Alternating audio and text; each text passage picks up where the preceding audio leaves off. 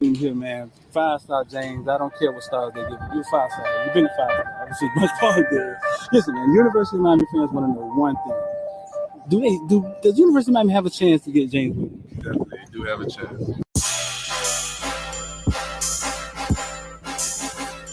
Welcome to South Florida. Yeah.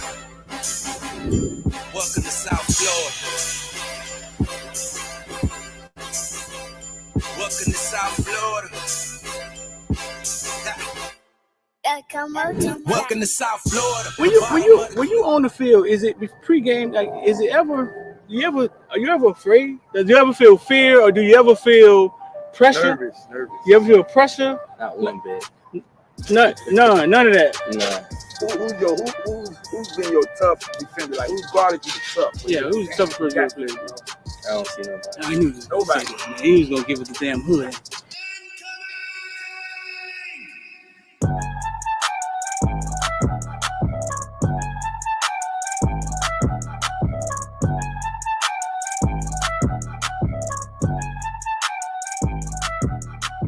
That's what I'm for. I'm a playmaker. I love receiving. I love to catch the ball. I love to go over people's head. Yeah. So I just got to do what I do. University of Miami, they land you, and then they land the number one. We call him football player, number one player in the nation, James Williams. Yeah. Both playing the same position, right? How do you envision that working? Are they telling you how that's gonna work, or? Well, I feel like me and James two different safeties. Uh huh. And I'm more of the ball hogging safety. He's more of the rangy playing, like you couldn't say like in the box, but like a striker position, strong safety. Right. And I'm more of the free safety. So I already know in practice that's gonna just build great competition. And when the game comes, it's gonna be easy. That's what's Because up. I know we go hand in hand because it's like we the same person. Right. So he has like his strengths and weaknesses, and I have my strengths and weaknesses. And we're gonna he can feed off of me, learn how to, I guess, be more of the free safety, then I can learn off of him, be more of like a closer to the box safety. Right. So I feel like we just gonna make each other better. Yeah, James played free safety. He wanted to play free safety. He was big on that.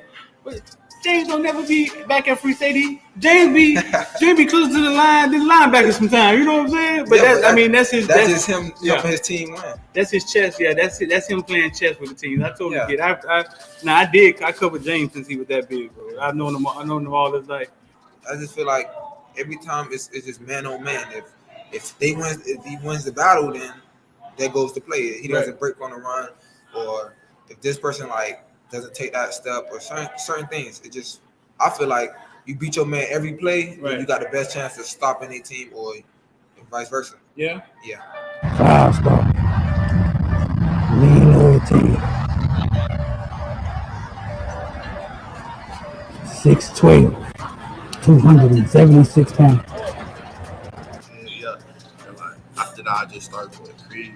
Tackles after tackle. Yeah, the first play was like a tackle for loss for like 6. Yeah. No, they didn't touch you. Like, Yeah, like they did. explain to me, though. Like, what is that about? Like, how do they not? You 6'5", 300 pounds. I mean, Is it something? Is it a swim move or something you do? Like, they don't see you? You're teleporting? What's going on? I'm too fast for long. They don't realize you that fast when the game starts. Like, I'm gonna be the best player on the field. Like, I just gotta show the world. Like, I'm the true 50. I'm the next 56 up. The next. I'm gonna just go crazy this year. Like, show people like, wow, at 56. Like, show them like I want to take care of my mom. I want to put in a big house, stupid cars, big pool in the backyard. Put on for my brothers, my nieces and nephews, like coaches. I think all of them boys for like having me here at this like position that I'm in now, cause like it took hard work and dedication. Without all of them to guide me in the right path, I wouldn't be here today. So I think all of them for like helping me out. Like, yeah. It's gonna take 3 motherfucking things, and that's what? Shit. Big time players step up in big games.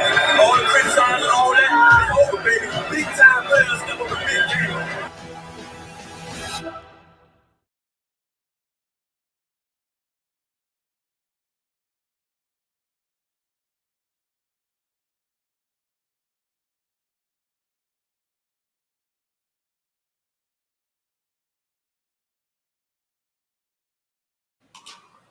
Yo, what's good, man? Y'all let us know where y'all from in the comment section.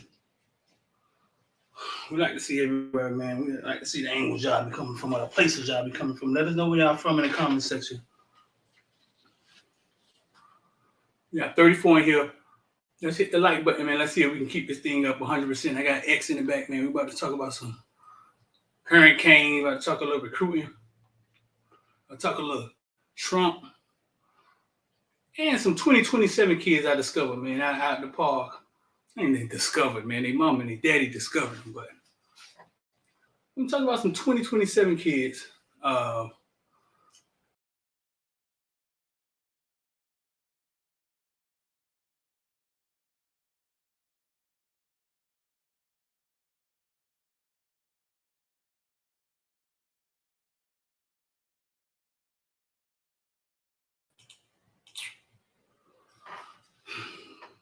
That I went and saw play this weekend. One of them is a younger brother of a former Miami Central baller, and the other one is a younger brother of another Miami Central baller. Stuff just don't stop. We got Alexander VA in the house. It's like it just don't stop. It just don't quit. The old school rap used to be like, it just don't quit. Don't stop, but it just don't quit.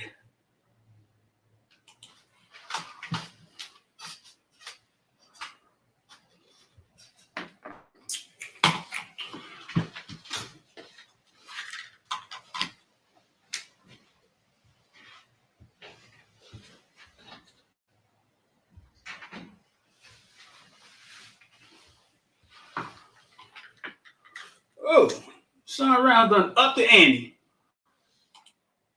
2-5 from Sean Round. He done 2-5 from Sean Round. He done up the ante. Oh Lord, we got to make Sean Round an official sponsor. You got something you selling, Sean Round? I don't care what it is, bro. We got to make you an official sponsor, dog. What you selling? I don't care what it is, man. What you selling? Socks, frozen cups, hot sticks. Y'all remember hot sticks? Y'all remember? Y'all, yeah, you had to be from the hood somewhere to remember hot sticks. Shout out to Sean Rounds. So listen, man, first things first. Get this thing popping and get this thing out the way. 786-405-9499. The market just closed. Had a couple people sign up yesterday because the market started going back up. People start wanting to invest again. 786-405-9499. If you want to get down with IOD Squad, we jumped into an option and a stock play today, Snap. That's a freebie for y'all. We jumped in an option and a stock play today, Snap. That's a freebie. That's a freebie y'all can have because it's still, you could still jump in it long term.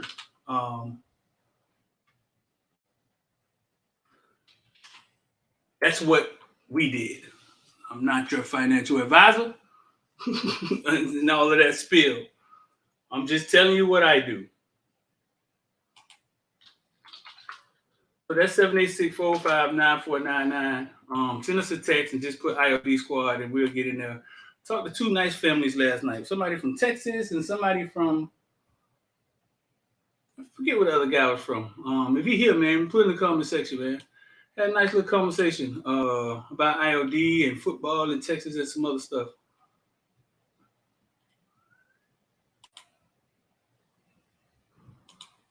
I'm going to post a link in the comment section. Oh my God, what happened to Roblox? It fell off a cliff. I'll post the link in the comment section so we can get this thing popping.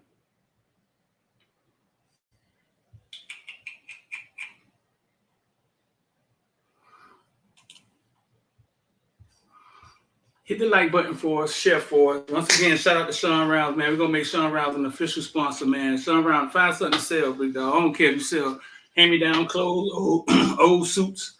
Who cares? I got X in the back. We should have Rich coming in here soon. Get a few things out of the way. IOD Squad, there it is. Only the members can drop the IOD Squad emojis, right? So there go the IOD Squad emojis. Only the members can drop them. If you want to be a member, hit the join button. We had 90 people sign up last 2 weeks, maybe more. I haven't even looked at it today. Members, only the members can drop them. Humble, member, IOD Squad. There it is. We discovered that together. I didn't know that. We all figured that out together. If you want to become a member, you hit the join button. It's right down there. It's right down there next to where it says subscribe. On my computer, that's where it is. Where it says subscribe. Or you can hit where all my subscribers at, where 74,000 subscribers. Hit the logo and it take you to the main page. And on the main YouTube, my main YouTube page in the top right-hand corner, or it's always in the description. If you go down to the description, it's always in there. I'll put it in there right now for you to make sure it's there, because on the lives, it doesn't go automatically.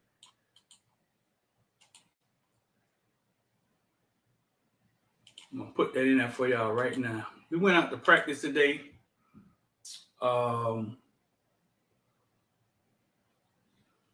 We went, and the GOAT, Ed Reed, showed up. I didn't see Ed Reed in a while. If I was a part of that staff last year and went through that, I would have had to take some time off too.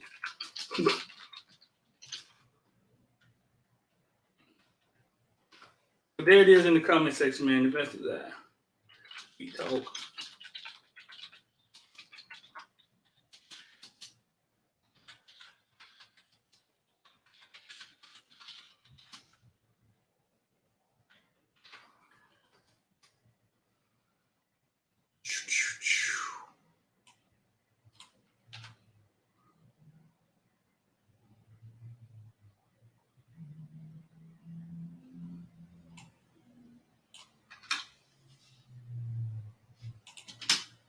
So there it is. I pinned it at the top of the comment section. It's in the blue area at the top of the comment section.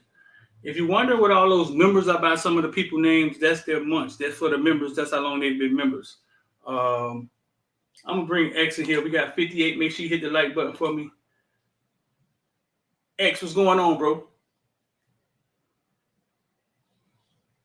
What's up? What's up? Chilling. Chilling. You got a little feed. You got a little feedback. Something touching something. You got some wires touching or something? Nah, hold on. Can I say something now? Mic check. Mic check. You got a little feedback. I'm not sure where it's coming from. Oh, it's in that mic. Touch the mic again. Put the mic down. Touch it. Put it down. What is it? Move it. Yeah, okay. Put it down. Put it away from the speaker. I think. Up. Down. Oh no, it got worse. Not sure what's going on. Hey, hold on. I'm finna jump back in. Okay, I'm gonna put you in the back. All right. I had a little technical difficulty. So listen, man. This thing with our ex-president. I don't even know. I don't even know if I should be saying his name. This thing with our ex-president.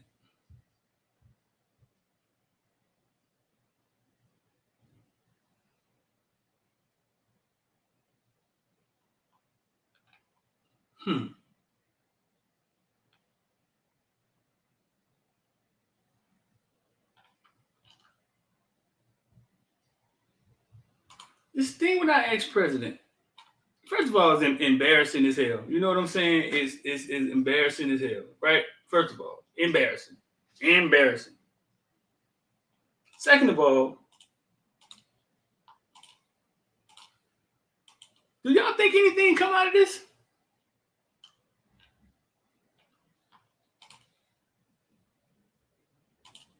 You good, X?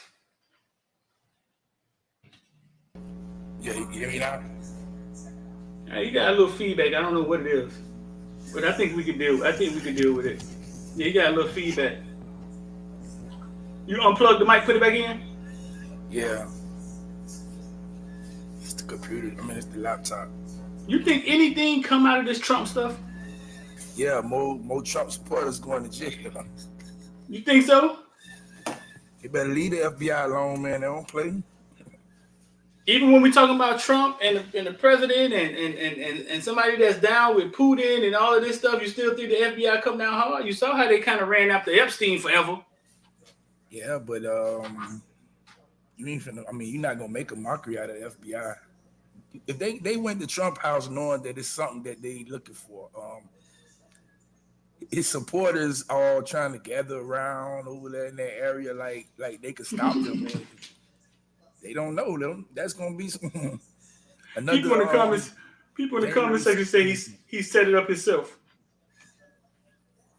Nah, Trump don't want nothing to do with the FBI. He ain't got enough money. He ain't got enough money to pay off the FBI. The FBI come, they come. You know what I'm saying? So you think so? Yeah, when the FBI come, they come.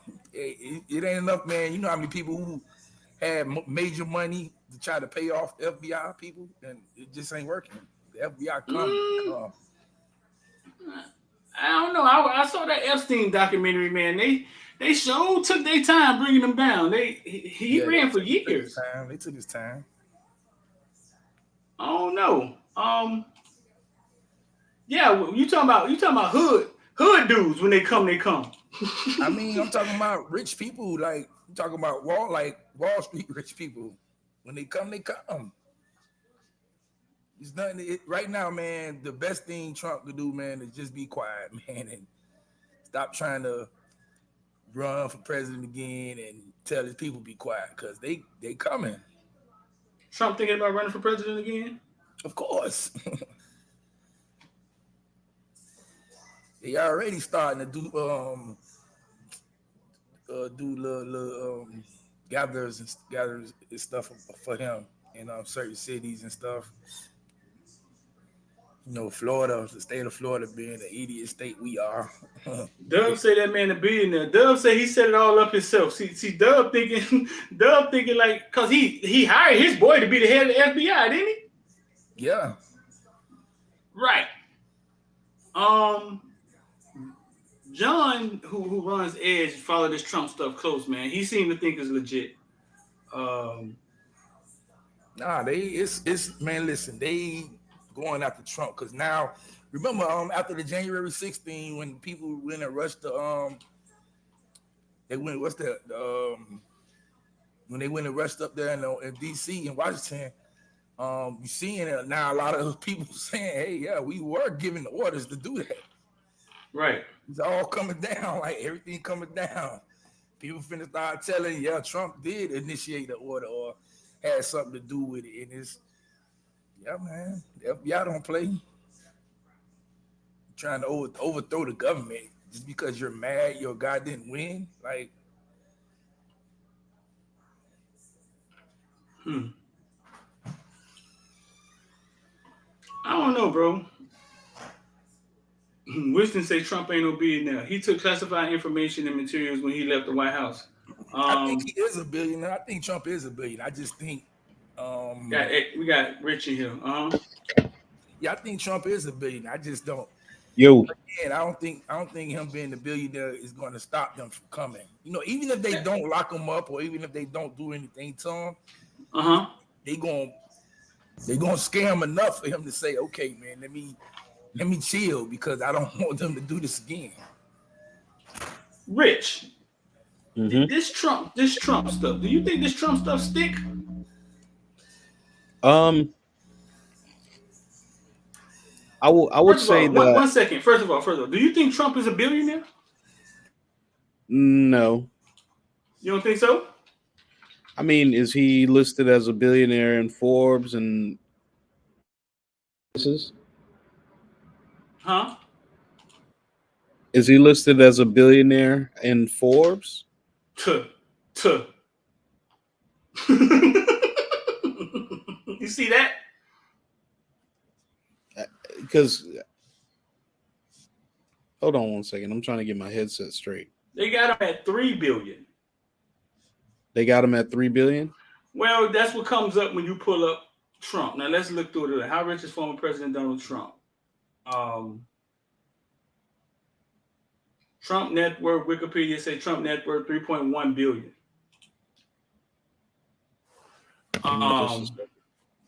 And I think that's in like things that you own. Just give me a thumbs up when you're ready. I think that's like in things that you own. Johnny Law said he owe that money. Rashad said, do you realize how the bar is to secure a warrant, a search, a former president's private residence? Yeah, I was talking to my guy today. He's a lawyer. He was telling me how high the bar is. Winston Stone say how much he owe people. Don't really matter. It don't really matter, man. These people found bankruptcy, man, to get out of all this stuff. You ready, Rich? Yo. So you think it's thick? You think anything come out of this? I don't know. It's too hard to tell because he's dead to rights, guilty on several different things. One of them being, of course, the insurrection that happened on January 6th. And while he is dead to rights on it, I think that I don't think that's the narrative that the other government, the other people who really run the country want to have out there. So, I mean, honestly, there's another component that I think as well in the whole Trump's fiasco, and it's the fact that Trump gets ratings. So this could be a ploy on ratings. So you just have to, let's just put it this way. In a situation like that where you have folks that are infighting amongst each other, sometimes you just got to sit back and let them infight. And when the dust settles, you just say, okay, all right, that's how they want to play it. And you keep moving forward. Because really, it don't have anything to do with you. It really doesn't. So if they want to play those games that they play, then let them play those games. But I mean, what does that have to do with us? Right. Jay White said that's a distraction from something big. Right. Scarbreeze say people with money don't care about. Scarbreeze say people with money don't care about money that they owe. Correct. That's true. I was just thinking, bro. I was just thinking, man. Oh, Trump House search. Oh, this guy used to be our president, bro. Could you imagine if this was a Barack Obama? I mean, people say that all the time. They say, could you imagine if it was Barack Obama? But, I mean, if it was, we already know what the deal would be. He would have been impeached, and he probably would have been shot if he would have caused an insurrection. So it is what it is. But like I mentioned, when you have infighting amongst a family, let them fight, and then stand back and watch where the dust settles. Right. But, don't be fooled by the okie doke. What you say? Don't be fooled by the okie doke. Yep. All right. Enough of that. X-Man, we saw Ed Reed at practice today. Yes, sir. For the first time this year. The GOAT, he was at practice. I guess he was just on vacation. Yeah, he was going. We was going for a while. We hadn't seen him in a while. We saw him at practice. Yeah. He was stretching, and I was like, "What is he stretching for?" Then look back, he's out there backpedaling and showing the DBs things to do. I'm like, "Oh yeah, right." See what Avante say now. Talk about, man. It's still surreal to see Ed Reed out there. Like, With that question you asked him, when we look at the players, go ahead. I was saying the greatest safety ever, and he's out here basically kind of like volunteering. Even though he probably does get a check from the school, but it's almost like he's volunteering. That's the crazy part to have Ed Reed, Jason Taylor, Ed Orgeron. He's been there every day so far. You saw him today? Yes, he's been there 4 days in a row. That's wild, man. He still got Coach Stroud out there. I think our off-field staff is better than a lot of teams on-field staff, to be honest. Our off-field staff. Our off-field staff. That's real, but yeah, man, practice today. You see, I know now you're starting to see what I said, Street, the other day about how fast it's going. Like, how fast they move in practice? Yeah, they moving. And today, I heard some thumping going on down there with the O line and the D line. Yeah, they wouldn't let us see nothing though. They had everything covered up. Yeah. But they look focused, bro. The DBs, we get to see the DBs a lot, and Adai has those guys locked on. Kind of remind me like the military. They look like one move, one sound. You know what I'm saying? You said the other day they look like they know they look like they know their assignment, like what they're doing out there. You know what I'm saying? What's expected out of them. A focused bunch, though, and that's the foundation. That's the beginning of trying to change something, turn something around. I think with this staff, everybody's basically on board with working together to get better together. You can see like in previous years, even with Mark Rick years, you have the staff. It's kind of like they're trying to do their own thing instead of saying, okay, hey, let's talk what we're gonna do in practice so everybody can be on the right page. Right. And this staff just looks like everybody's on the right page. And that's why it looks like, oh yeah, they know the players. Like the players know what they're supposed to be doing now, because before they getting out on that field, the coach is saying, hey, this is what we finna do today. It ain't no, well, let's just go out there and just start guessing and making things up along the way. But I guess that stuff comes with having, more resources, more coaches, more help, more off the field guys, more guys that say, hey man, go over there and get the papers out the printer and take them to class. What's the name for coach? Yes. Like, I guess when you have more support, yeah, that's what comes out of it.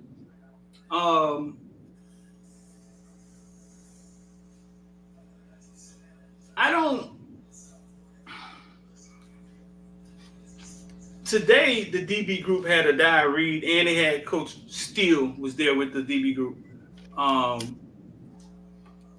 We also got to talk to Ivy today after practice, and then the people in the group meet, man, had a bunch of crazy questions they wanted me to ask Ivy, man. Like, I don't know, man. These dudes are wild, man. Like, hey, Ivy, we see you showing up in people highlight films, man. What you gonna do this year not to be in people? They had all type of crazy questions, man.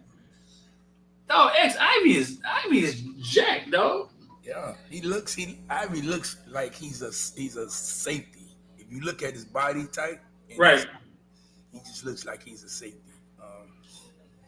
Again, if you go back to the coach that recruited him, Mike Rump, that's almost how Mike Rump looked when he was at UM back when he was in his playing days. Is it Mike Rump was that slinky? Mike Rump was big. He was like 6'2" and a half. I think it was like 205 when he was his senior year, I think, if I'm not mistaken. Really? Yeah. So. No, Ivy looks the part. You know what I'm saying? You know what's weird about Ivy though, bro? He'll be one of those guys, have a decent year this year, get into the draft. Yeah. And stick, right? Just like Mike Harley look like he about to stick. Yeah, you're right. How many of those guys we got, Rich? We got them guys everywhere, don't we? What we just talked about that the other day? We had those guys a whole lot. Hey, don't be surprised if you see Amari Carter in the league for a couple years. I mean, he's still on the team? I don't know, but I'm just saying. I don't know. I think I ain't paying attention to him seeing if he got one, but the name I was just gonna bring up. You got a little feedback. We can't hear you. Hear me now? Pull it down. Pull the mic down a little bit. Say something. You hear me now? Yeah, you hear. Yeah, you sound clear now. Oh yeah, I was trying to say. What was the the receiver cornerback name who went on to the NFL. He played for a couple years at Green Bay. Sam Shields. Sam Shields. Mm-hmm. Like Sam Shields stuck in the league for it. And he was a pretty good cornerback, you know what I'm saying, at one point before He came. So, um, I ain't gonna say Sam because he definitely got Sam Shields speed, but Mo McNeil said not going to happen. Mo, listen, man, we've seen less guys. Y'all want to name a few less guys that stuck in the league? No, Remember the walk on? Remember the walk on? Not the walk on. Remember the kid we got late in the from out of Broward long time ago, I think, as safety. We picked him up like maybe 6 years ago. Late in recruiting. It was after recruiting we picked him up. He came in. He was a journey. He was around and then went to the league. And I think he stayed in the league for a while. I think he played for Tampa. oh man, I know because my girl Jenna, who used to work for us, dated the guy. Yeah, dog, we picked him up in recruiting, late in recruiting. He played for like one of them lesser schools. You say from Broward? Because I was finna say one of them lesser schools in Broward. The safety. Yeah. He's in the league right now still. He was playing, he got picked up by the Chargers. I mean, he got drafted by the Chargers. That's what he's talking about. Not Rashawn Jenkins. No, I'm talking about less. You were thinking about Rashawn Jenkins? Yeah, that's who I thought you was talking about, Rashawn Jenkins. Because you said begin with a C, maybe Colston. Oh, you talking about? No, that because he's not from Broward. I was trying to say Corn Elder, but he's not from Broward. No, he ain't from Broward. He's from Tennessee or something like that. A safety for you? Yeah, though he was a DB, bro. Around what years was he playing for you? I'm gonna find it for y'all. Like it came with like Duke them, I think. D Delaney, somebody said. Nah, D Delaney just came a couple years ago. He just came a couple years ago. Maybe you talk. I know you're not talking about the one who was supposed to go to Alabama, but then we took him. No, he wasn't. Like we picked him up out of nowhere, bro. Yeah, we picked him up out of nowhere, and everybody was like, "Hey, what is that? What was that?" Duke years. Let me see. I'm finna check that. You say Duke years. Duke was 2012, right? Somebody said Jamal Carter. Adrian Colbert? Adrian Colbert? Yeah. Texas, though. He was from Texas. Well, that ain't who I'm talking about then. But Adrian Colbert was another one of those guys another one that came, did a little bit of something, stuck in the league. You know what I'm saying?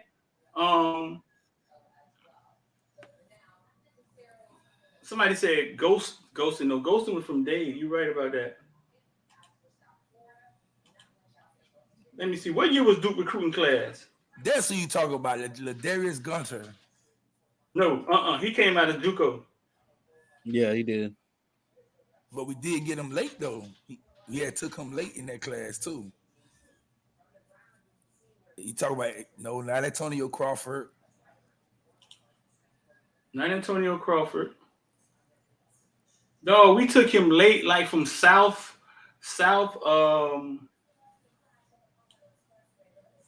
It wasn't 2000. Duke class was 2000 and what? 12. Yeah, I went back way too far. You talking about Robert Knowles? No, he was from Central, wasn't he? No, Robert Knowles was from Edison. Yeah, he was from Edison.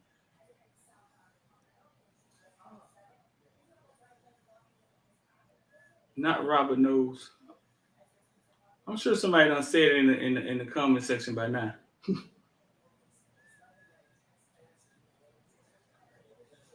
But the point I was trying to make is, man, there's been a lot of guys that just came through Miami, right? Did okay here. They did all right. And went on to the league and had careers. Yeah, it's a lot. I mean, it usually it's been happening like that for a little minute too. And that's why I keep telling fans, like, you can't fault kids for not wanting to come, because kids are seeing other kids go to other schools and get drafted. That's the ultimate goal at the end of the day.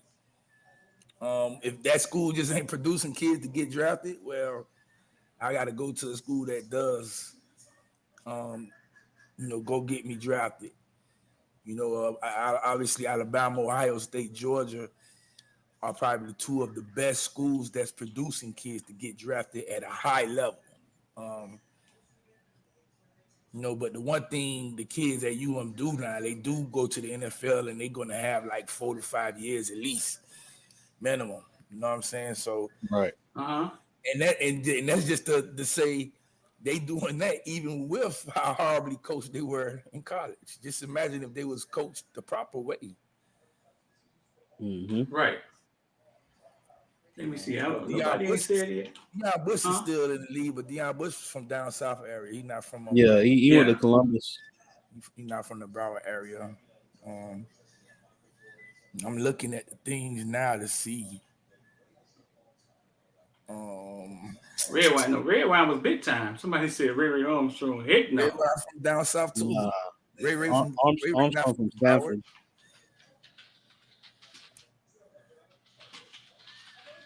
Where was Colston from? Who? We had a kid named Colston. Colston. Yeah. But no, but for the guy that said no way DJ Ivy plays in the league. No, bro, I've seen too many kids come through here, highly recruited, have novice careers, and run well. How did Mike Jackson play here? Mike Jackson, the cornerback, he played good. He had he had a real good, I guess I could say junior year. The junior year, that's when he had like 4 interceptions and like he had all those pass deflections. That defense was good that year, though. That defense was real good. That was 17, I think, if I'm not mistaken. Yeah, dog. I just remember us picking him up really late out of like South one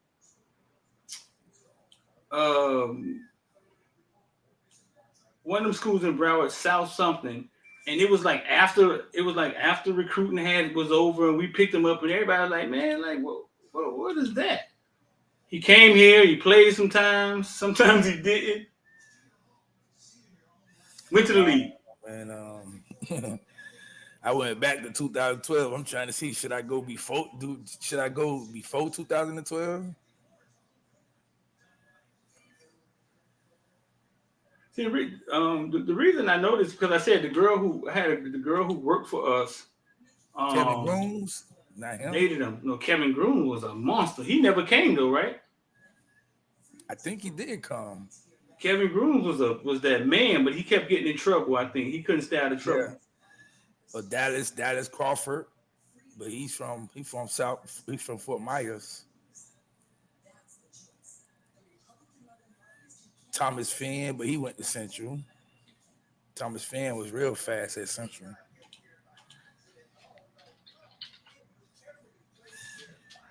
That's probably who you talk about. Thurston Armbrister. That guy, Armbrister. That's who we talking Thurston about. Armbrister. Where he came from? What year was that? He's from Hollywood Hills. That was Thurston Hollywood Hills. Yeah. Thurston Armbrister. Yeah, I remember him. Yeah, he had the talent. You're right. It's like sometimes he'll be good, and sometimes you'll be like, "What is he doing?" We picked up Thurston Armbrister late, right? They made him a linebacker in the league. This man played in the league for 5 years. Thurston Armbrister, and we saying DJ Ivy can't play in the league? Shit. He got the size. Imagine he goes to a team that plays a zone. Yeah, they say he was a linebacker, but I think he was a safety in high school, right? And they kind of converted him. Yeah.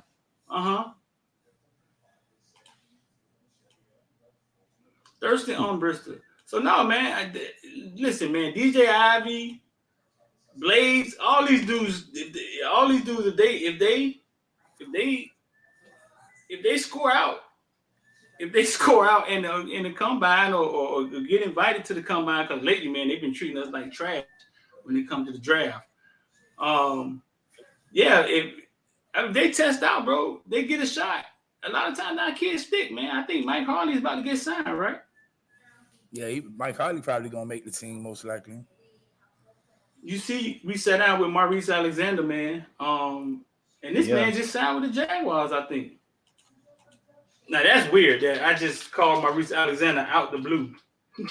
It was like, hey man, come on, let's do an interview, bro. He come sit down with us, and then has a great USFL run and out there balling for the Detroit Lions. I think he got signed. By the Jaguars.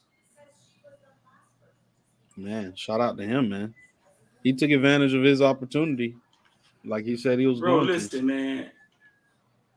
Watching him sit there and talk like he know he still got it.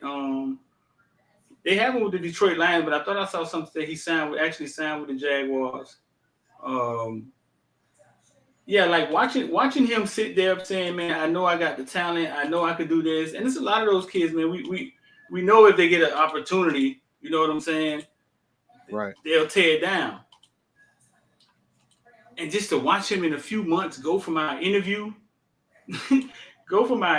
to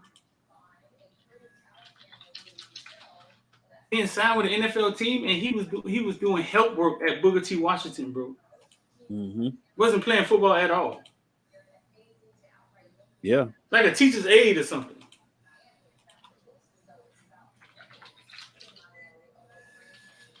Yeah, it looks like he was signed with the Lions.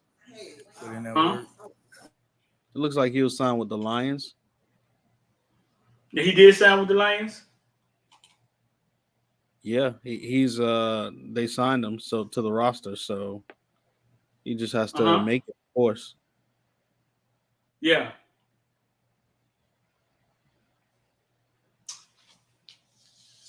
That is crazy, bro. That's wild. And guess who he said helped him get back in the league? Marco Rubio. You remember that? That's even more crazier. And you know what? That's how things happen in South Florida. I mean, seriously. Marco Rubio and Teddy Bridgewater. Marco Rubio made a call and got him a trial at the USFL, and that's when you're talking about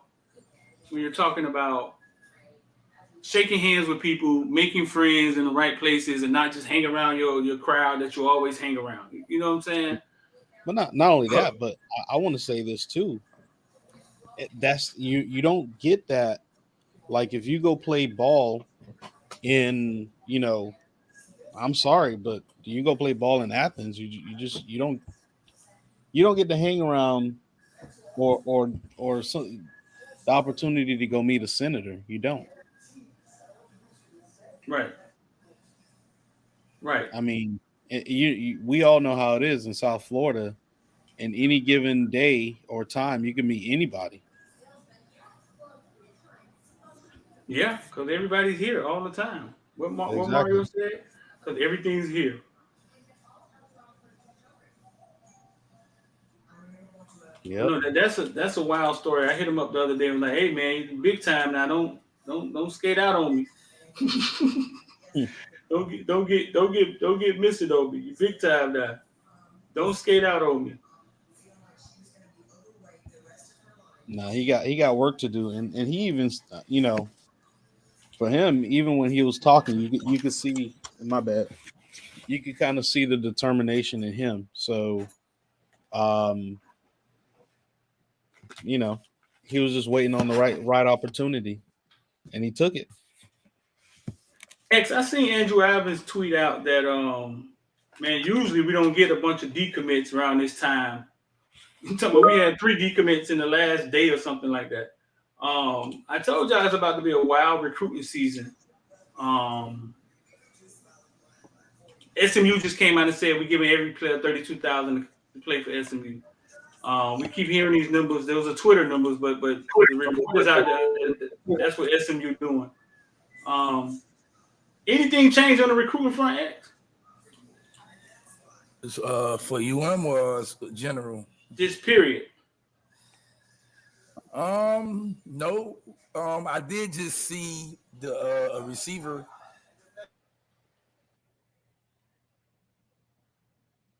You muted. We can't hear you.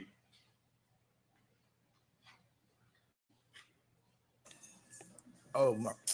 Yeah, so I did just see a receiver that's committed to. He just committed to LSU.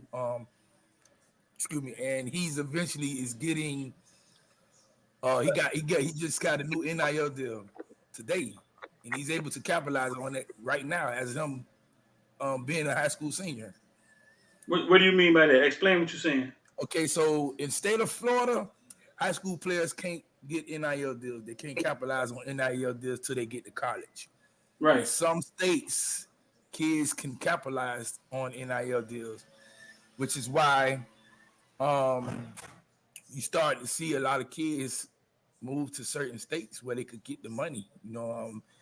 Louisiana being one of them, where the kids could capitalize on getting NIL deals. So this kid, went on ahead and got him an NIL deal.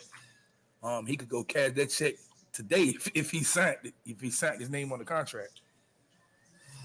So that might be something that to start thinking about, because if colleges could get, if the state is going to allow those high schools to do it, then a lot of colleges are going to start persuading kids to transfer to some school in the state. The IMG. Yeah, I think now if the state of Florida does that, I think it gets worse, and people start really hating the state of Florida, because they're gonna be like, oh, y'all already got kids going to IMG every year. Right. Now you're gonna start having kids transfer to St. Thomas, Heritage, all the private schools in the state, and then that's just what it's gonna be, man. So it might be something going on there to pay real close attention to. When you say IMG, but IMG still in the state of Florida. Make me understand. Okay, so IMG in the state of Florida, but they have a lot of kids that don't reside in the state of Florida. They move to go to their IMG. home of record. Their home of record somewhere else. Yeah. Yeah, it's a boarding school, so they let those kids go there, play sports. They graduate early, then they go to college. Now, if the state of Florida was allowing those kids to get those NIL deals at the same time with going to IMG, it's some states already said they refuse to play IMG. I think Texas is one of them, right? Yeah, Texas is one of them. So just imagine they keep stealing all the state top players. They definitely ain't gonna want to play IMG. They're gonna be like, man, we not playing them. Right. I mean, but it becomes if that rule is changed in the state of Florida, it'll become a real problem for, I'd say, the rest of the country, because you not only have IMG. I mean, how many people are going to go want to play for Miami Northwestern, Miami Central, St. Thomas, American Heritage? I mean, God, even in Orlando Jones, Edgewater, Apopka. I mean, yeah, just the schools and places who will have people that can provide those NIL deals for kids. It'll be major for them. And then you definitely start seeing, the big three, when they recruit kids, they say, hey, well, you could come down to Florida. We're recruiting you. Come down to Florida to the state, and we set you up with going to one of these schools. And it makes your transition a lot easier when you're done with high school. Now you could just move on to whichever school they pick in the state of Florida. Yep. It would definitely benefit schools like FAU. I don't know how much about FIU. I just think FIU is in such a horrible place right now, financially especially. So it should benefit schools like Central Florida, South Florida, the big three, even like Bethune and FAMU, you know what I'm saying, at a certain point. Yeah. So it's something. It's just something to keep a close eye on because it's not as much as people saying, well, because a lot of people was coming to me and were like, man, the NIL stuff is going to start slowing down. I say, man, y'all think it is. It ain't finna slow down no time soon. It's just getting started. Yeah, because they're trying to figure it out. Man, listen, you see SMU just did the 36,000 right a year per player. That's SMU. I know they got big money, but that's SMU. Just imagine one of these. I'm pretty sure somebody else doing it. I think is it Texas doing it right for the offensive line? Mm-hmm. Yeah, that's what they said. Who knows what they're doing by now? Yeah. Who knows?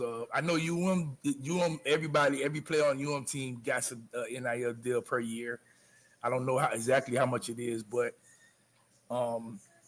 it's gonna get this, man. It's finna be there. It's here. We here now. You know what I'm saying? I think the NCAA screwed up. They should allow the kids to get money. Together. You won't have so much crazy. I don't think they screwed up. Actually, I think it's exactly what they want. Division. They want that, but then they don't. Like, cause now you guys, okay, they trying to figure out how can they control this free agency. They trying to figure out how can we control this free agency where when the kids say, okay, I could commit to a school 1 year and I could leave the next year because somebody else is going to offer me more money.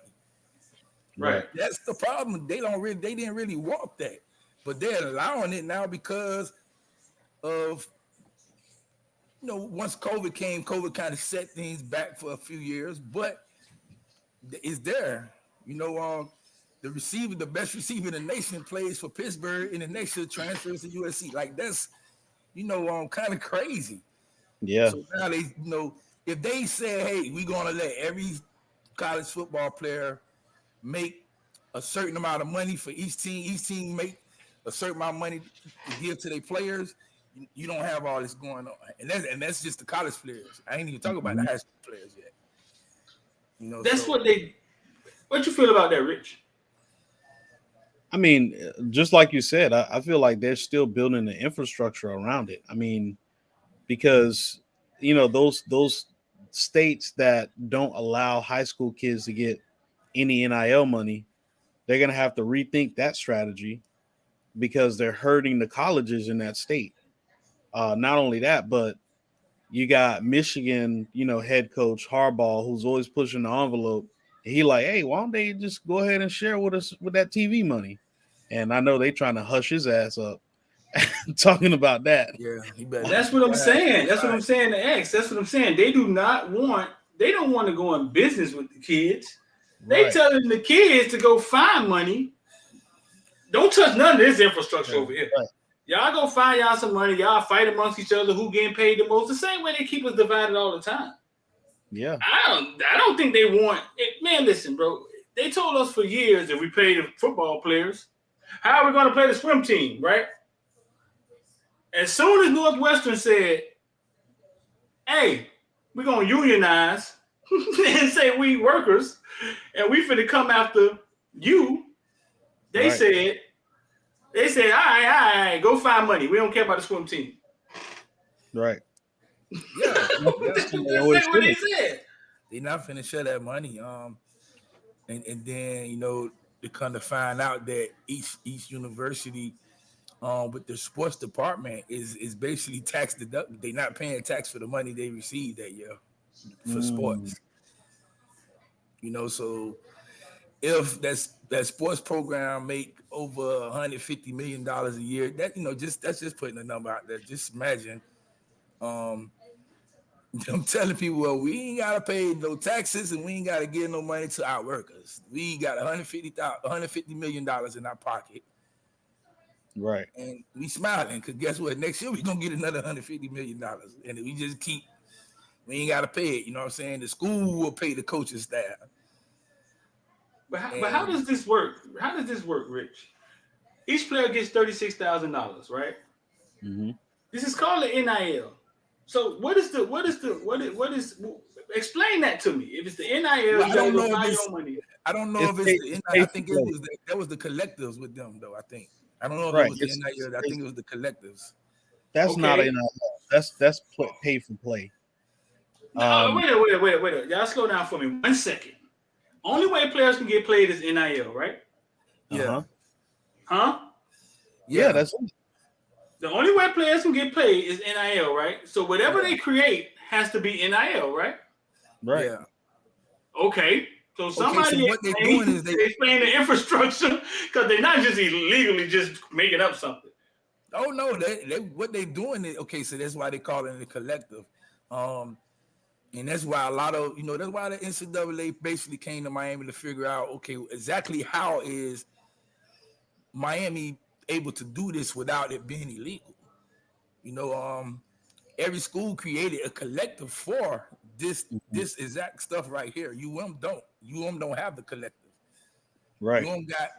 They got legitimate businesses that's giving out their NIL deals. These other schools have collectives where the money is there, and they saying it's an NIL deal, but it ain't. Like what advertisement? What company is they advertising for?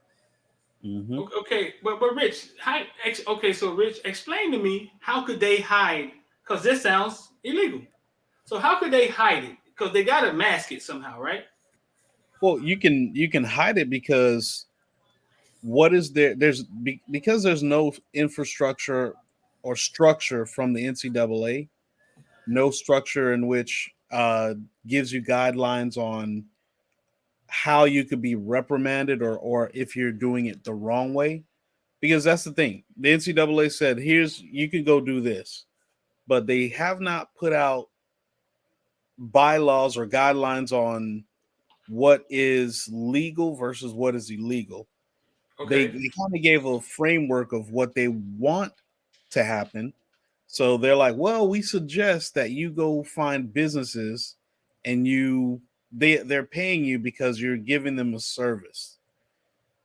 That's kind of their thing. Or you have a big social media following and you advertise certain products.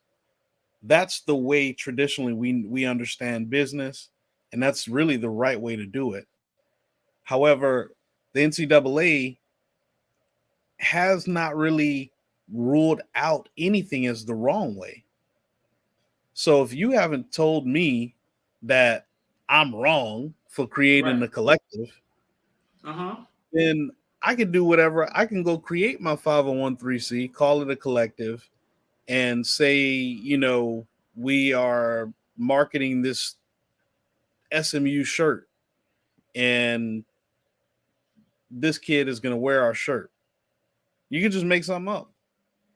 The downfall with that, though, is the fact that you don't when you create a collective, there's no rules in place in which the NCAA can do checks and balances on how much those collectives actually have, right? Because they may be like, yeah, man, we're going to pay everybody $60,000, and they got $300,000 in the pot. So now you have kids, just like you mentioned, Street, that are committing to these collectives, and they don't really know how much money they got in the collective. They don't. Right. They can promise you anything and then try to go find the money later.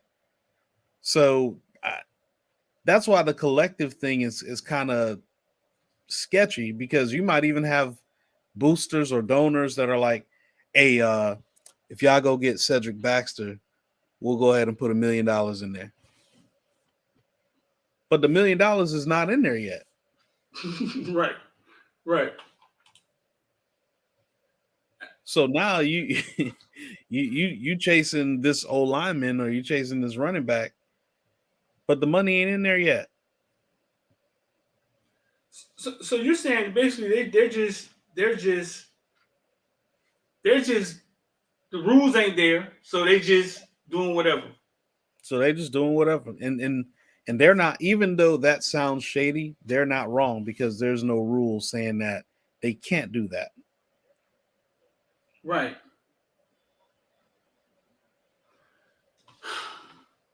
If SMU can give each kid $36,000, right? SMU. SMU. I mean, don't act like where all that money comes from? Eric Dickerson? Y'all about to say, Well, it's don't Texas. act like It's Texas. they didn't do that back in the 80s with Eric Dixon in that year.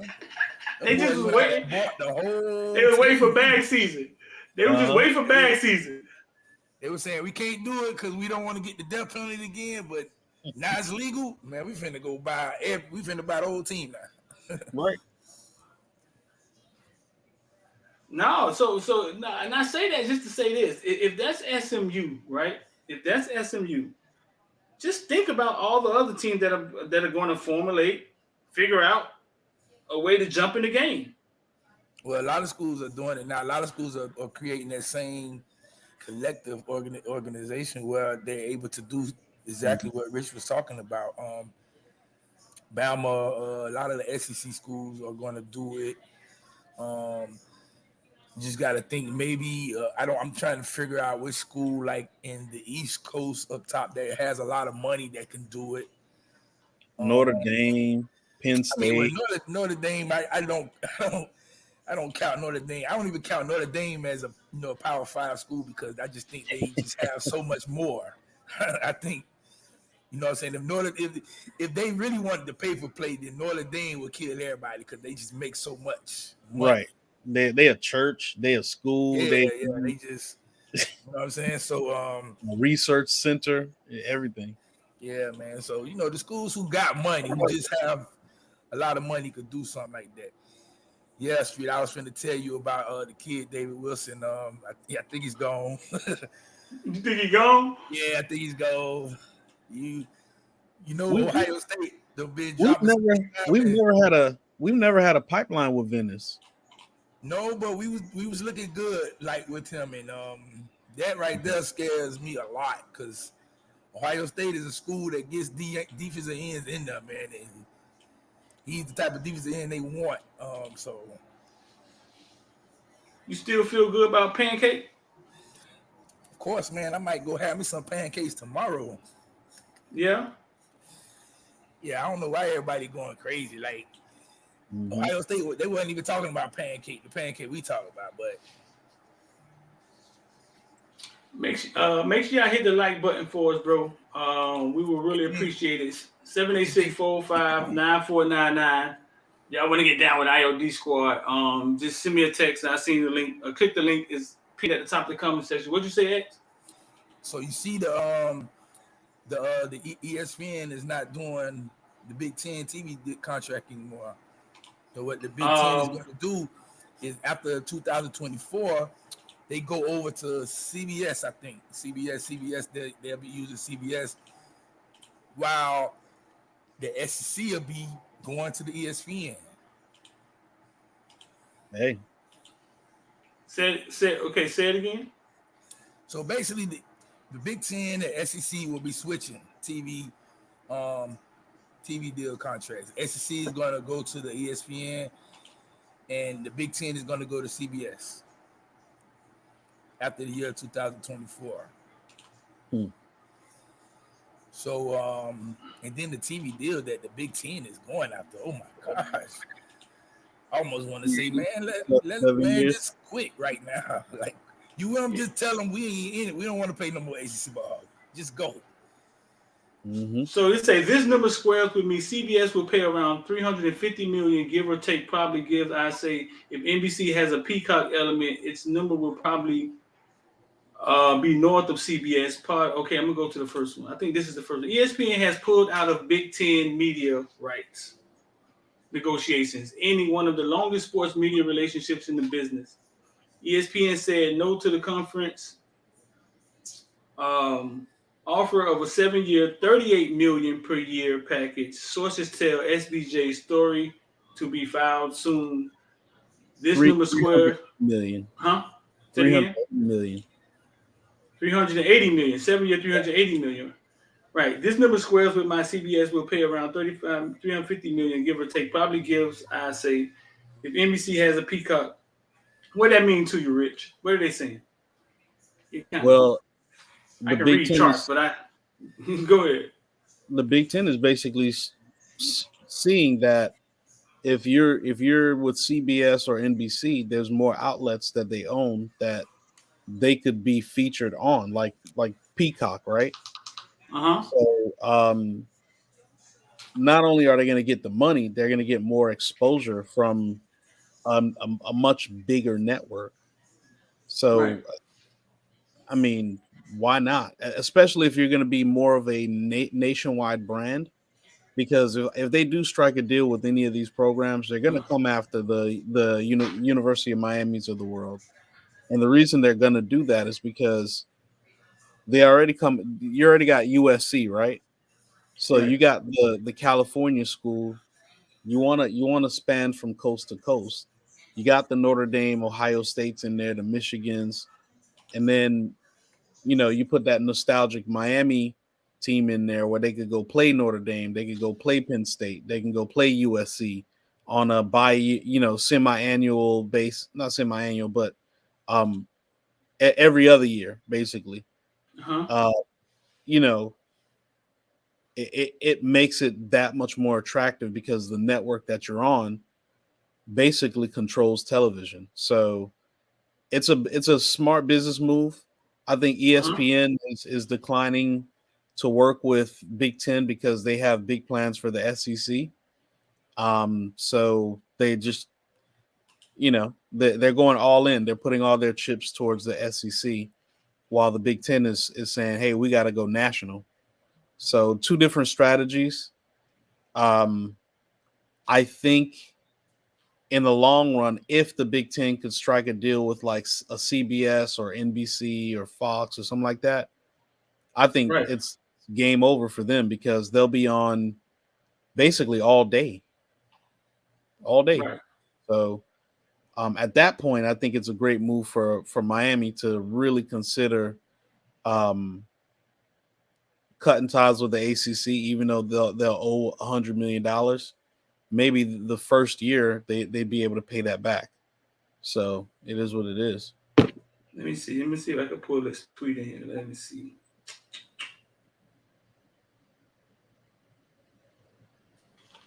And Let's shout out see. to Aaron Frazier. He put some numbers in here too, and he's absolutely right.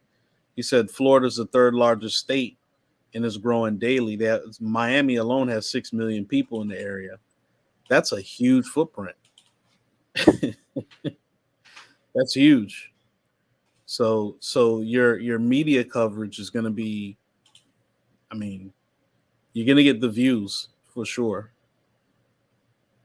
So See what's you. going on with? Go ahead. No, I'm so, this is what E1 put in the group. The group me. It says you can see it now starting 2023 noon Big Ten on Fox, 3:30 Big Ten on CBS, 7:30 Big Ten on NBC, and starting a year later, ESPN will be able to counter program with noon SEC on ABC ESPN, 3:30 SEC on ABC ESPN, 7:30 SEC or ACC on ABC ESPN. Okay, but the ACC is going to want to redo their contract because it's a BS contract. They're going to want to redo the contract. I don't see how they're going to stay in a contract that basically makes them third fiddle when it comes to Power Five conferences. I don't understand why they would do that. And people in the comment sections are saying that basically if it's this, the SEC can basically write their own check and eventually one day do their own thing if they want to. Yeah.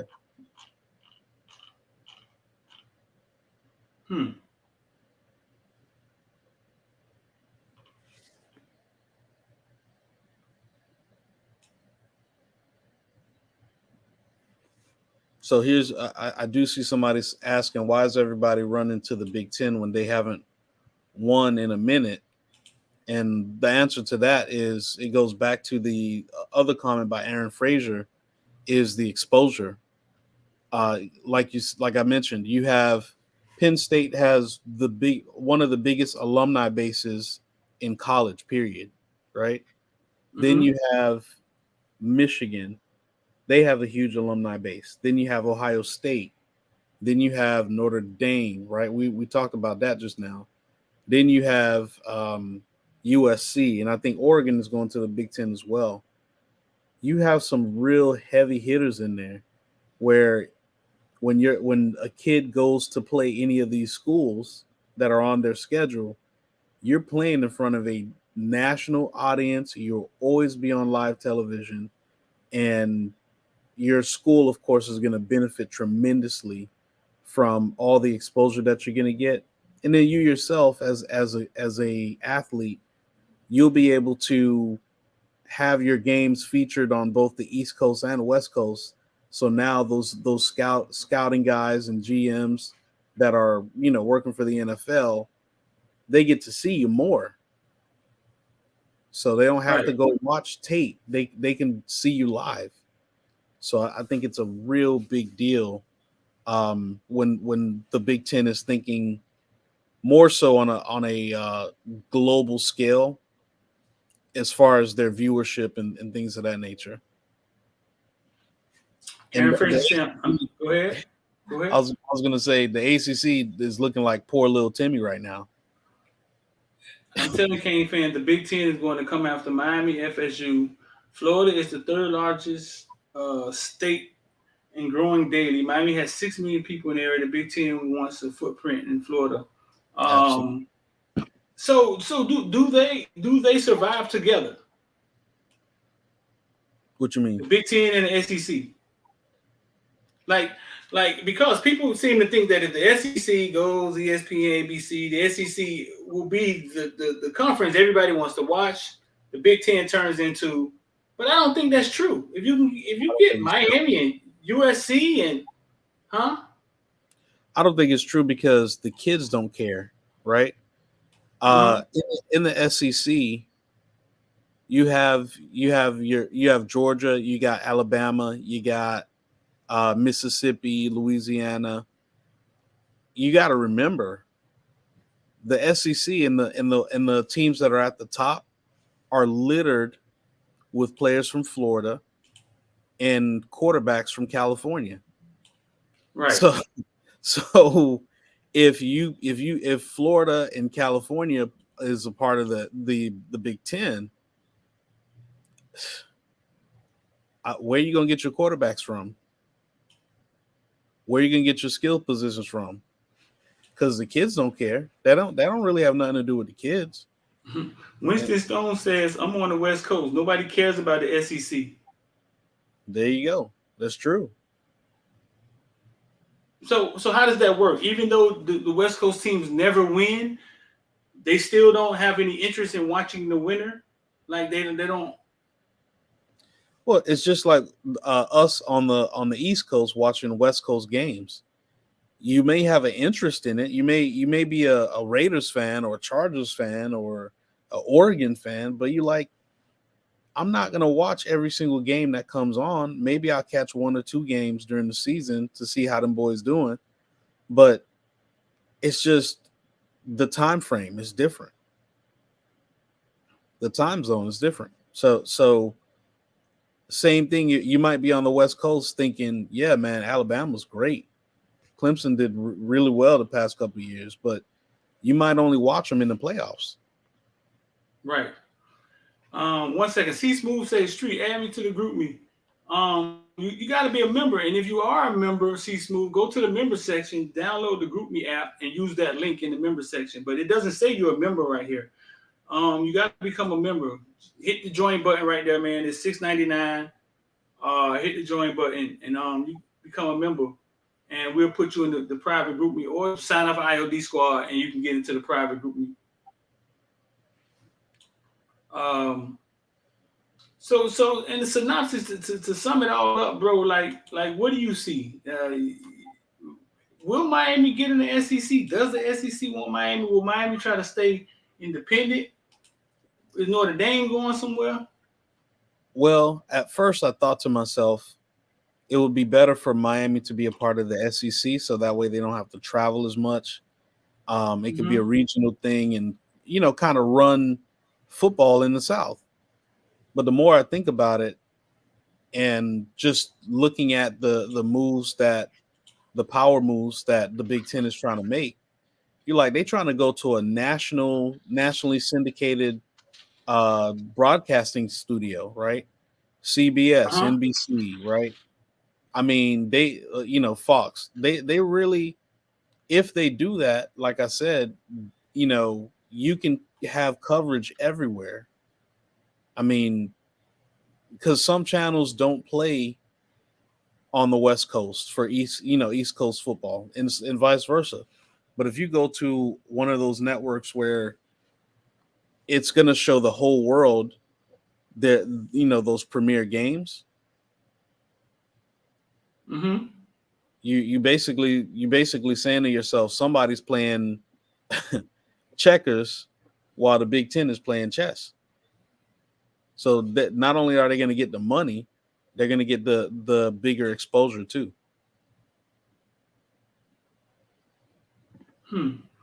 Miami and the SEC will be insane for football. Yeah. Oh, well, Miami and the SEC. Yeah, that's what somebody said. Would be. And so here's the linchpin to these two conferences and making the best decision. The linchpin really is Miami. And I say that because if Miami goes to the SEC, you got all your kids that are in the state of Florida and particularly South Florida. They're gonna their in-state choices are gonna be Miami or University of Florida. Mm-hmm. And if they don't go to either of those schools, they can just hop a car ride to Georgia, car ride to Alabama, car ride down to Louisiana. I mean, as far as the home team traveling, it would be great. And it would be hard for a Big Ten team to come in the South and go get like the young man who's looking like he's going to go to Ohio State. It'll be real hard to get that young man because the precedent will be kids in the South don't go to those schools up north. Right. Unless they have some real, a lot of do-re-mi, a lot of NIL money to give them. Kid from the South ain't gonna go play in the cold. Why? There's no incentive. But if Miami goes to the Big Ten, it makes the Big Ten the national conference, and it makes the SEC the local conference. One school? Yes, one school because the recruits follow that. So, for instance, if you're a four-star kid, let's say you're a cornerback, and Miami is only taking 3 cornerbacks in a given year, and you're better than the third guy that Miami's really, really after, and Miami chooses that third guy anyway, and you like, man, forget them. You're going to be like, you know what? I'm going to go to Ohio State and I'm going to show them. I'm going to go to Notre Dame. I'm going to go to USC, and I'm going to show them that they missed out on possibly the best corners coming out of Florida. Right. That's what kids do now with the SEC. A kid who is a 4-star might look at Georgia, might look at Alabama and be like, I don't know. I don't think I'm going to get a lot of playing time, but I could go to Florida. I could go to LSU. Hell, I could go to Kentucky. If I go to Kentucky, I'll start all 4 years. And I'm playing in the SEC. Right? Right.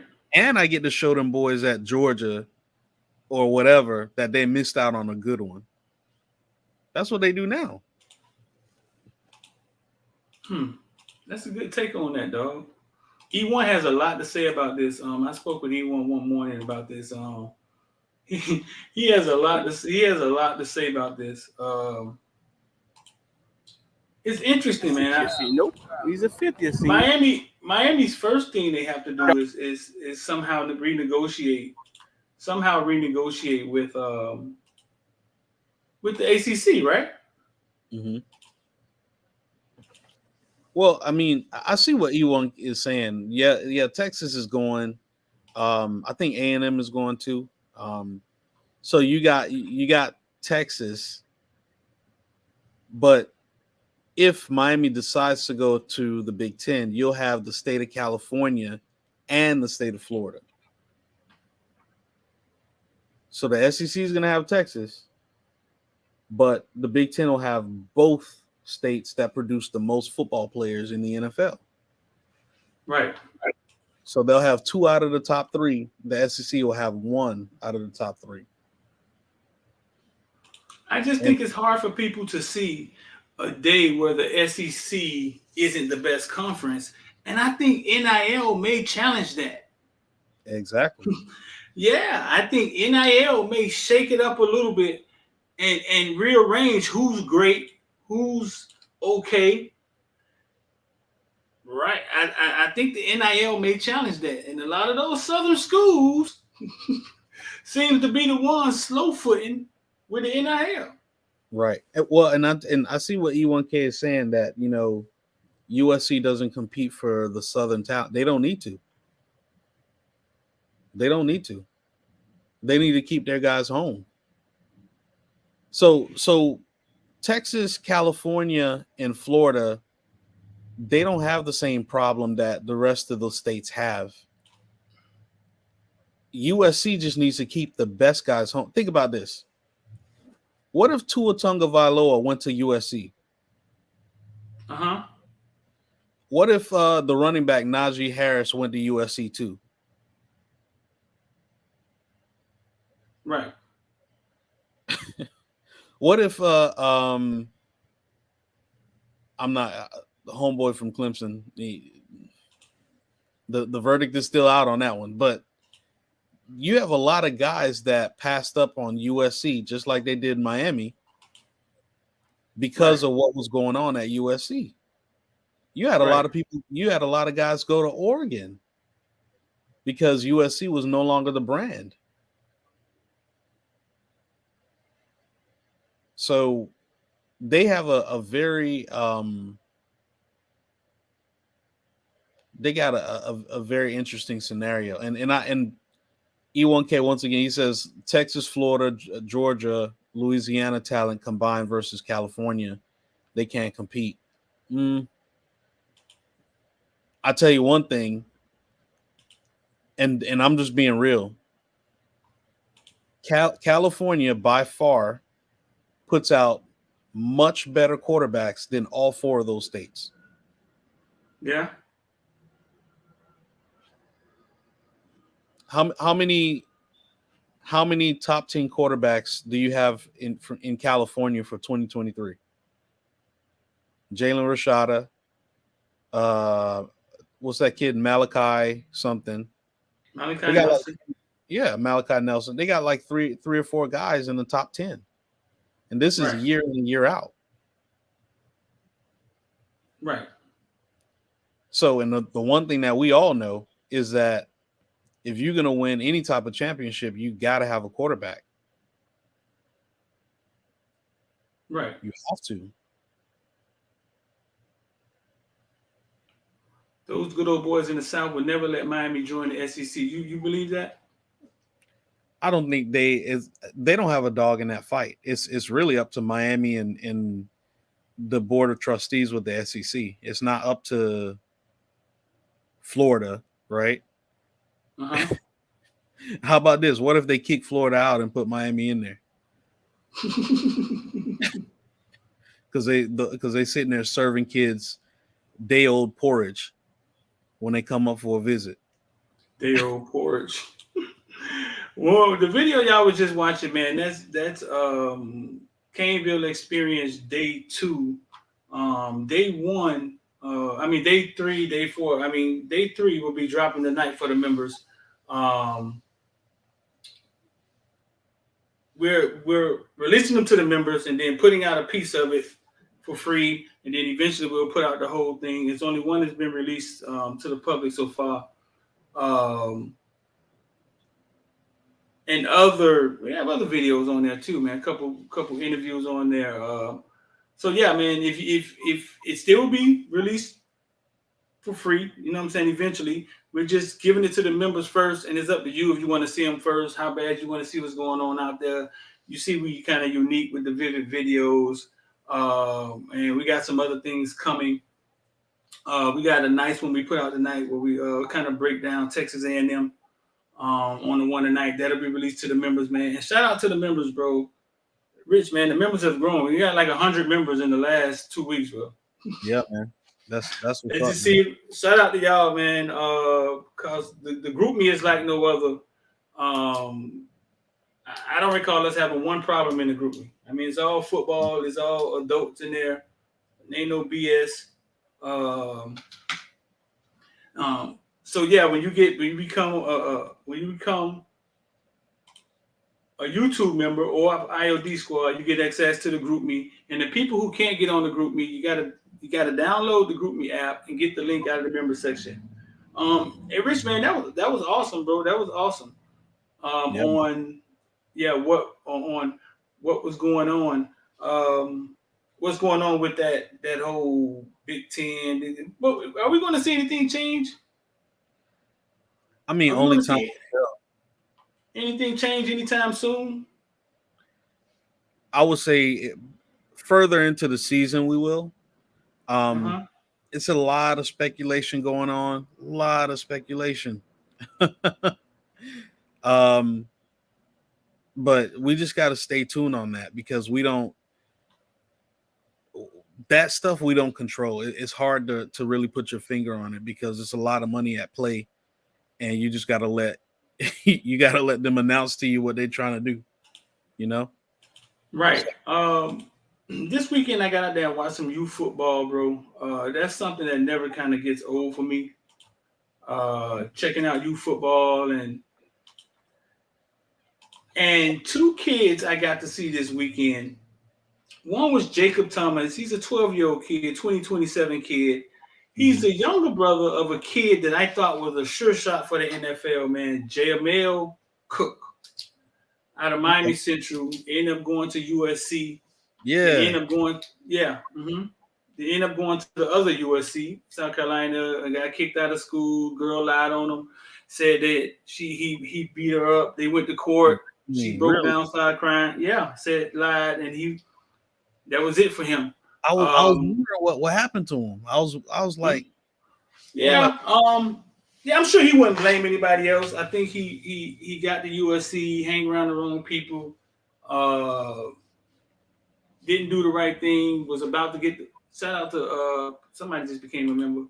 C Smooth. Shout out to C Smooth. That was fast. Shout out to C Smooth, man. Found the join button and joined. Jamel Cook was like a 6'3" safety, bro. The first time I ever seen him play in a high school game, he was in the 8th grade. Him and Jalen Falk, my best friend's son. He had a pick six.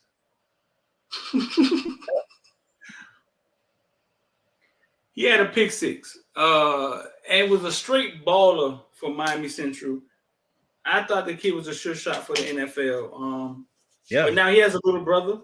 He's a son of Darius Cook. If you guys remember 1995 when Miami Northwestern had the trees, they had Corey Lewis, Darius Cook, and Lamont, and they had Lamont. I think his name was Lamont Green. They was like you could see through the trees. It was like 94, 95. They had that big front line, 6'10", 6'6", and like 6'8". He was Darius Cook. He was the one who ended up going to play for FIU. So that's Jamel Cook's dad. So Jacob Thomas is for PPO. 12U is his half brother. You know what I'm saying? They don't have the same dad. But Jacob gets it done, dog. He's been getting it done. He just came over to the AYFL. He had 2 touchdowns that day from wide receiver position. And the other kid is the son of Ali Highsmith. Okay. Central linebacker. Coy Highsmith. Divas in 2027. Kid has long arms.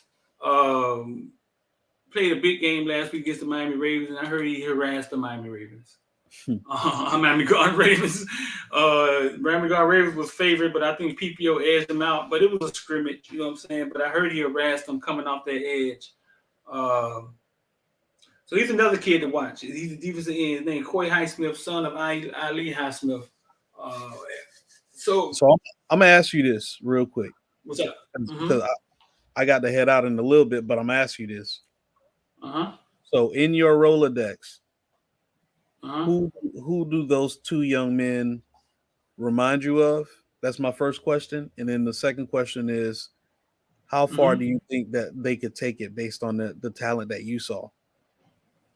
Well, when you're talking about 12-year-olds, I guess you have to. I guess it's a lot of things that go into my mind when I start acting like he's Jamel Cook's little brother. He watched Jamel Cook. You know what I'm saying? He watched Jamel Cook, so he has things and tools in there. Corey Highsmith, I don't know who raised him, but he's Ali Highsmith's little brother. I guess Jacob reminds me of. Watch some video on Jacob. Jacob kind of reminds me of Amari Cooper. Okay. I'm not good with these comparing things.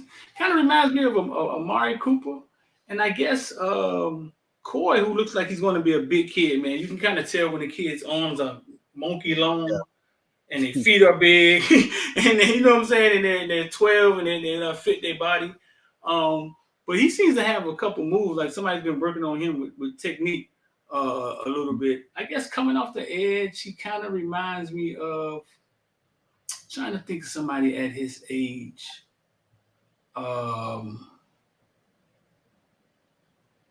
At 12, who was like a terror coming off the edge. What was the kid name that went to Florida that was kind of undersized? With the Chucky doll. He had the Chucky doll, him and Nesta at American Heritage. And he wanted to come to Miami, but he ended up going to Florida. I know who you're talking about. Kind of reminds me of him. But he's 12. I mean, like I said, you never know these kids. Pastor Tane was a little skinny little runt. Little fast, skinny runt running around youth football. I didn't see him for a year. His junior year, I saw him standing in front of me, Rich, and did not recognize him right before a game was about to kick off. He turned around and I looked on the back of his jersey and it said Sertain. And I asked his dad, I was like, what did y'all do? He was bigger than his dad. He was bigger than everybody in the house. He was like 6'2", 6'3". I was like, sort of like Jeremiah. Jeremiah was a little scrawny kid, man. I could show you videos of him, 10U, 12U, and now he looks like he's going to be 6'5". He looks like he's going to be 6'5", 6'6", 205, 215 coming out of high school. He looks like he's going to be humongous. Yeah. And shout out to the chat again. They mentioned they got the name Andrew Chatfield. Chatfield, right? Right. Yeah. Chatfield. But I wanted you to mention that because, just like you always do, everybody that's listening, everybody that's watching, you heard it here first. So when 3 years from now, 4 years from now, when they're freshmen, sophomores in high school, and you hear all these people trying to cover them and talk about how good they were and all that, you already got it straight from the source. So Footballville already said it. Street already said it. There's not much else that need to be said. Right. When I sat down with the dad, who did we meet with this weekend? TJ Caper's dad. Yeah. One of the reasons he came to interview with us, because TJ Caper's dad don't let TJ Capers go everywhere. It's because he said, bro, listen, you had my son in the 7th, 8th grade. That's your 7-on-7 tournament. You took a picture of him. You was the first person to ever talked about him. Right. I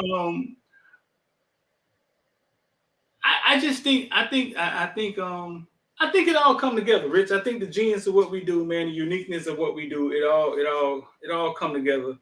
And meet when people see that we're a little different over here. Yeah, ain't no fake pumping over here.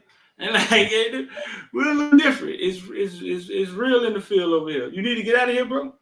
Yeah, I need to get out of here and go get a haircut. I'm flying out on Friday to Penn State. So okay. All right, cool, man. Get up out of here. I'm about to shut it down too. I got a meeting to go to. So listen, bro. Appreciate you, man. Nice take on that ACC. Keep doing your research on them conferences. All right, yo. All right, so listen, man. 786-405-9499. 786-405-9499. If you want to get down with IOD Squad, Investor Die, don't wait till the market just completely recovers and then you talking about, I want to trade stocks, bro. Listen, you buy the shit when it's down. You got to buy it when it's down.